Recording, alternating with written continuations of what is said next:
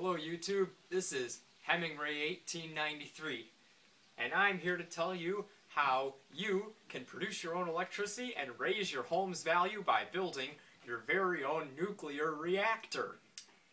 Now, first we start off with an old cathode ray tube TV, particle accelerator. Now there's this local river around here called the DuPage River. It's got a lot of thorium in it, and if you harvest it, all you gotta do is you gotta cut a hole in the top of the cathode ray tube. You gotta put it in, then seal it, and re-vacuum it. As you can see here, I've added the vacuum again with a shop vac and sealed it with masking tape. Now here's generally how I would work it. First thing you need is you need an in-ground pool. Then you need to put the TV in the pool and fill it with water. Then you need to put your pool cover on to catch the steam.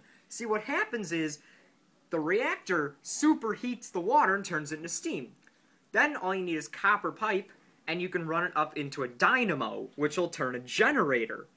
Then the steam will safely exit the vent, and voila, you have yourself a nuclear power plant.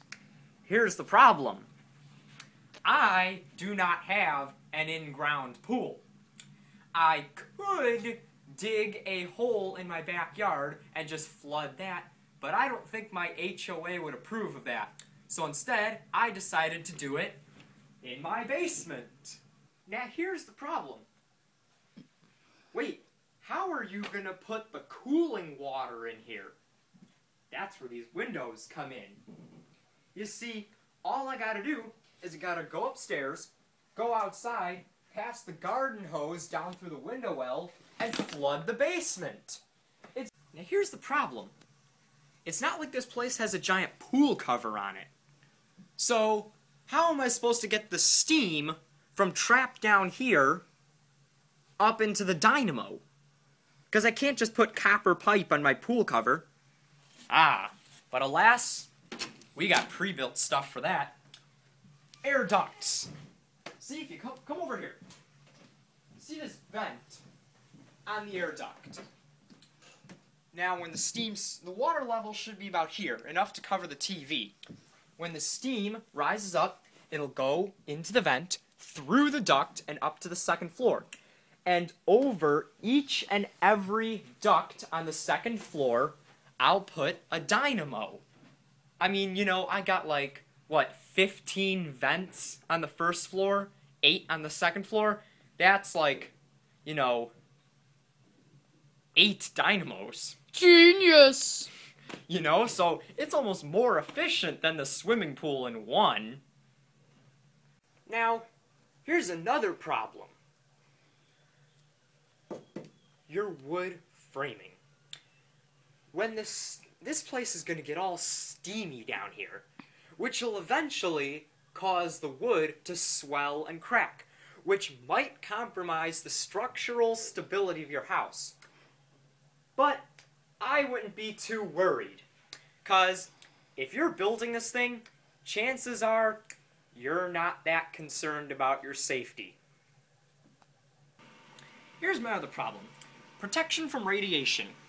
Now, if I were doing this in an in-ground pool, I would dig out all along the side and try to fill the hole with as much lead and asbestos as humanly possible.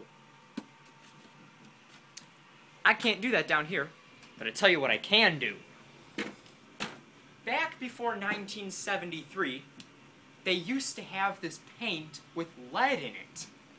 See, before I flood the basement, I just gotta paint the walls with lead paint. But, you know, I don't have enough time.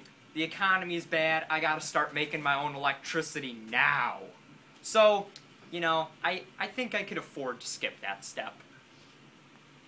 Alright, now before I start it up, let's review how this is gonna work.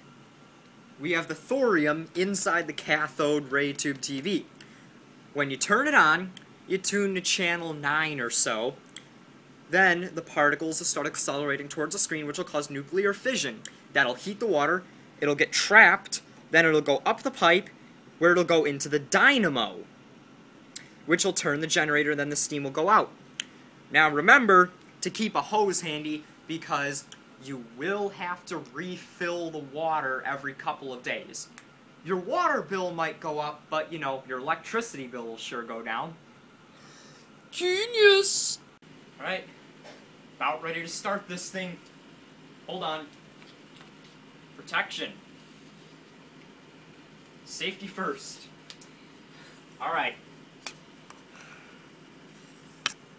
3, 2, 1.